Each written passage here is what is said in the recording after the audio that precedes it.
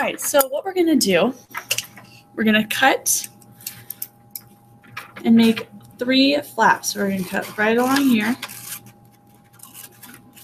but stop once we get to that line. Then we're going to turn, and we're going to cut right to the dashed line. So notice I stop, because now I want to be able to fold this up. Okay?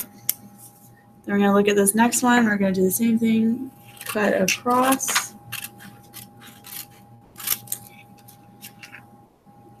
And then cut up to that dashed line. Then for the bottom one, we don't need to cut across, so we're just going to cut up to the dashed line. Okay, so now I have my long strip, and I have these 3 top parts that are going to be glued down. So on the back, with my glue stick, you're going to do this long part. And then just the tops, just the top of each of these. Okay, so that when I glue them down, if you're just doing these top portions, you want to still be able to lift these up. Okay. So let's talk about simplifying square roots, simplifying irrational numbers. So square root of 80, I know, is an irrational number. That's not a perfect square. So what I'm going to do is I'm going to find factors of it. But I'm going to find specifically the perfect square factors.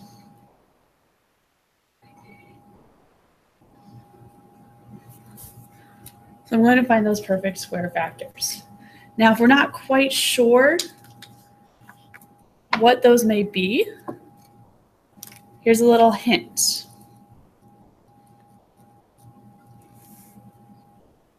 Okay, you're going to divide by perfect squares.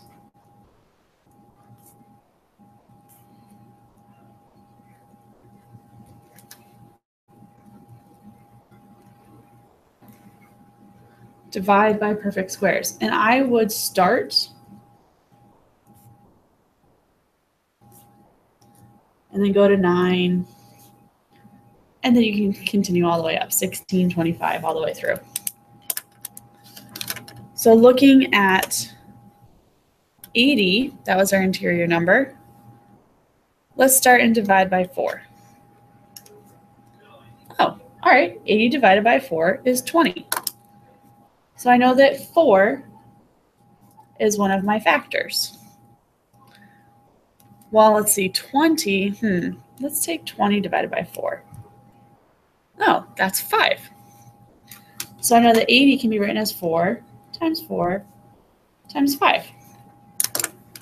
So that's one way it can be written. Now you may notice, because of these 2 4s, that you can take 80 and divide it by 16. 16 is a perfect square. Oh, that's also 5. So we can write it as 16 times 5. It doesn't matter which one. Both ways will work. But you need factors that involve perfect squares. So 4 is a perfect square, 4 is a perfect square, and 16 is a perfect square. Okay, so once we've done that, step 2, we're going to write these as separate square roots. So I'm going to split it.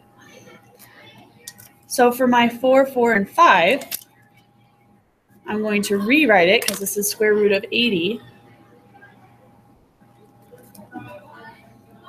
This is the same thing as saying the square root of 4 times the square root of 4 times the square root of 5. I'm just rewriting it. My other option, still start with square root of 80, was 16 and 5. So this is the same as the square root of 16 times the square root of 5.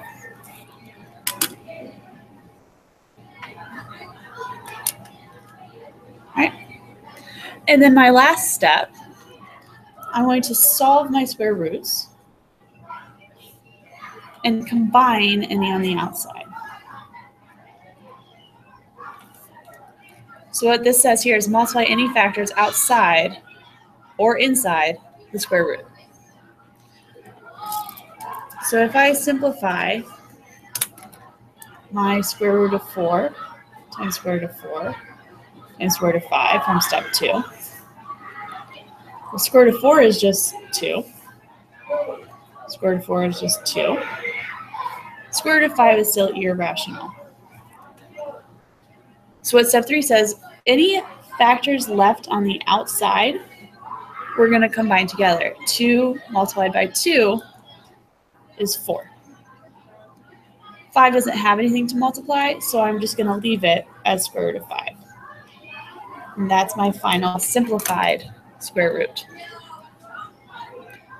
My other option that was square root of 16 times square root of 5. Square root of 16 is 4. Just like my other example, square root of 5 is irrational, so it just stays square root of 5.